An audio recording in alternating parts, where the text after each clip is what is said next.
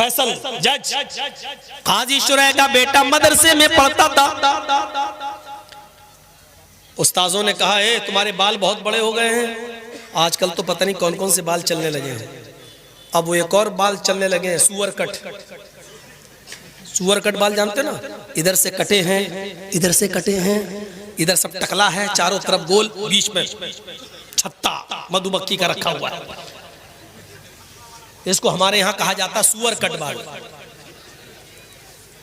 कौन कौन से बाल चलने लगे, अल्लाह रहम करे। और जाने पता नहीं कौन से हिजड़े ने निकाला होगा ये बाल, उनके नक्शे कदम पे हम चल रहे हैं। कौन सी इधर बाल साफ, देख के कसम खुदा की घिन आती है, अल्लाह इसके पास हम बैठे कैसे हैं। इधर से टकला बना, इधर से टकला, चारों तरफ से गंजा दिख रहा, ऊपर छत्ता रखा हुआ है, लगता है जैसे टुल्लू पंप चल रहा। अजीब हालत बना ली लोगों ने अपनी। काजी शुरैह के बेटे के बाल बड़े हो गए तो मदरसे के उस्ताजों ने कहा कि तुम्हारे बाल बहुत बड़े हो गए, फुर्सत मिले कभी तो बाल कटवा लेना हज्जाम से। ये भैया तुम बहुत उठ रहे हो यार, डिस्टर्ब करोगे।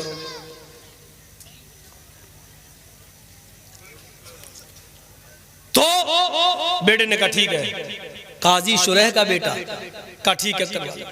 एक दिन उसको फुर्सत मिली तो निकल गया। उसने सोचा बाल कटवा के जल्दी आ जाता हूं, लेकिन हज्जाम ने उसको दुकान पे बिठा लिया, बेटे बैठ जाओ, एक आदमी के बाल काटने के बाद तुम्हारे बाल, तुम्हारा नंबर आ जाएगा। इत्तेफाक देखिए, जैसे वो आदमी उठा इनका नंबर आया, काजी शुरैह के बेटे का नंबर आया, वैसी अजान होने लगी मस्जिद। लेकिन उसने बाल काटना शुरू कर दिए थे।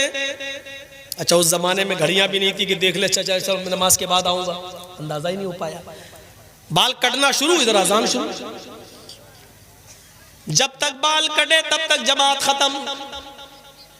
काजी शुरैह का बेटा बाल बनवाने के बाद, हजामत करवाने के बाद जब मदरसे आता है, क्या देखता है कि जमात खत्म हो चुकी है। उसने वुजू बनाया और मस्जिद के अंदर अकेले नमाज पढ़ लिया। नमाज पढ़ा अकेले, सूरज भी गुरूब नहीं हुआ था, थोड़ी सी देर हुई थी बस, अकेले नमाज पढ़ लिया, लेकिन जमात छूट गई। मदरसे के असातिज़ा ने पूछा कि तुम कहां थे, उसने कहा बाल बनवाने में देर हो गई। मदरसे के असातिज़ा ने इसको उज़्र नहीं समझा, नहीं ये कोई उज़्र नहीं है, तो तुम्हें सजा क्या दी जाए। सजा के लिए तुम्हारे बाप को ही लेटर लिखता हूं, शहर के काजी है, सबसे बड़े जज है, देखे तुम्हारे बाप तुम्हारे बारे में क्या फैसला सुनाते हैं। और सुनो नौजवानों, और अगर उनके माँ बाप जिंदा हैं तो सुने। मुकदमा हजरत शुरैह की अदालत में आता है, काजी साहब आपके बेटे ने ऐसे वक्त में बाल कटवाए कि असर की अजान होने लगी। आपका बेटा जब बाल बनवाने के बाद मदरसे में आया तो जमात हो चुकी थी, उसने बाद में नमाज पढ़ ली। आप खुद फैसला कीजिए कि जमात छोड़ने की सजा उसको क्या दी जाए। काजी शुरैह ने उस लेटर के पीछे एक फैसला लिख दिया और अपने कासिद, अपने एलची के जरिए एक मोटा डंडा देकर भेजा। मोटा डंडा उस कासिद ने मदरसे के उस्ताद को दे दिया, जो हेड मास्टर था, जो प्रिंसिपल था उसका, उसको दे दिया, लीजिए। और लेटर में सजा लिखी हुई है। खत पढ़ता है मदरसे का प्रिंसिपल, तो उसमें लिखा हुआ है, आए प्रिंसिपल साहब, सदर मुदर्रिस साहब, अमीद मोहतरम, मेरे बेटे ने ऐसे वक्त में बाल कटवाए जिसमें असर की अजान का वक्त करीब था, लिहाजा बज़ाहिर मेरे बेटे का कोई उज़्र नजर नहीं आ रहा है, ये उज़्र शरई नहीं है। उसने जमात तर्क की, आमदन और जानबूझकर तर्क करना माना जाएगा। बाल कटवा रहा फिर भी जानबूझकर तर्क करना माना जाएगा। लिहाजा इस आमदन और जानबूझकर नमाज तर्क करने की सजा मैं ये सुनाता हूं कि जो डंडा मैंने तुम्हें भेजा है, इस डंडे से मेरे बेटे को इतना पीट लो, इतना पीटो कि ये डंडा 3 टुकड़ों में बट जाए, इस डंडे के 3 टुकड़े हो जाए। मोटा डंडा, ये वाला नहीं था पकड़ो एक मारो टूट जाए, मोटा डंडा 3 टुकड़े हो जाए। हाँ, लेकिन जब डंडा 3 टुकड़े हो जाए तब मेरे बेटे को पीटना छोड़ देना। उसके बाद मेरे बेटे की सजा ये होगी कि उसको 3 दिन तक कैद खाने में डाल देना, किसी बंद कमरे में बंद कर देना, उसको खाना बंद कर देना, उसका पानी बंद कर देना और रोजाना तौबा कराना।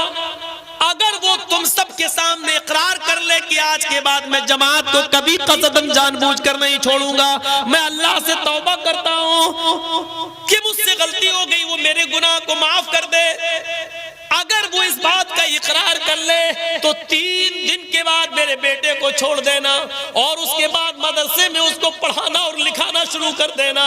लेकिन अगर 3 दिन भी भूखा प्यासा रहने के बाद भी वो तौबा ना करे और इस बात का इकरार ना करे तो उसको उस कमरे में उस वक्त तक बंद रखना जब तक कि वो भूख और प्यास की शिद्दत से मर न जाए।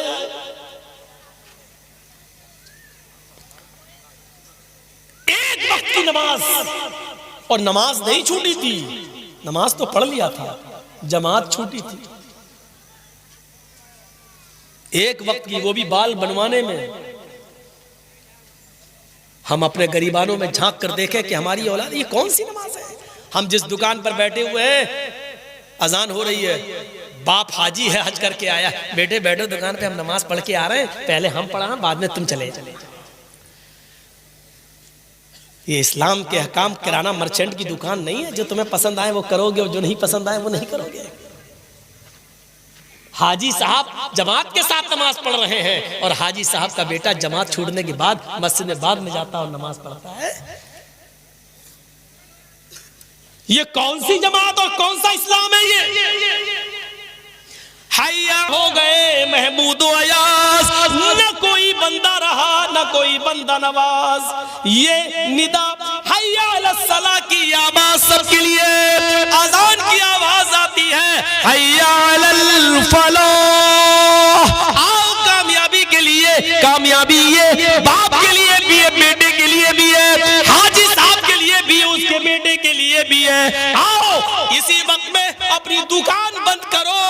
अजान की आवाज सुनने के बाद अगर तुमने दुकान बंद नहीं की और मस्जिद के अंदर नहीं आए तो जब तक जमात हो रही है, अजान हो जाने के बाद से, हैया अलस सलाह सुनने के बाद से, जमात होने तक जितनी तुम बिक्री कर रहे हो, जितना माल तुम बेच रहे हो, इसमें जो कमाई आ रही है वो हराम है। और इस हराम कमाई को अगर तुमने माल हलाल में मिला दिया तो वो माल हलाल भी हराम हो जाएगा। एक बाल्टी पानी में पेशाब का एक कतरा डाल दो तो पूरी बाल्टी पानी नापाक, एक लोटे पानी में पेशाब की एक बूंद डाल दो तो पूरा लोटा पानी बेकार, एक गिलास पानी में, फिल्टर पानी में, पानी की 1 लीटर की मिनरल वाटर के बोतल के अंदर पेशाब की एक बूंद डाल दो तो पूरा फिल्टर और मिनरल वाटर बेकार। उसी तरीके से इतनी देर जो अजान से लेकर जमात तक जो तुमने कमाया है और मस्जिद में नहीं गए, ये हराम कमाई है। और इस कमाई को अगर तुमने हलाल कमाई के अंदर मिला दिया तो तुम्हारी हलाल कमाई भी हराम, वो भी बेकार। आइंदा ही बुलाएंगे इस मौलवी को, ये तो सबकी खटिया खड़ी हो रही है।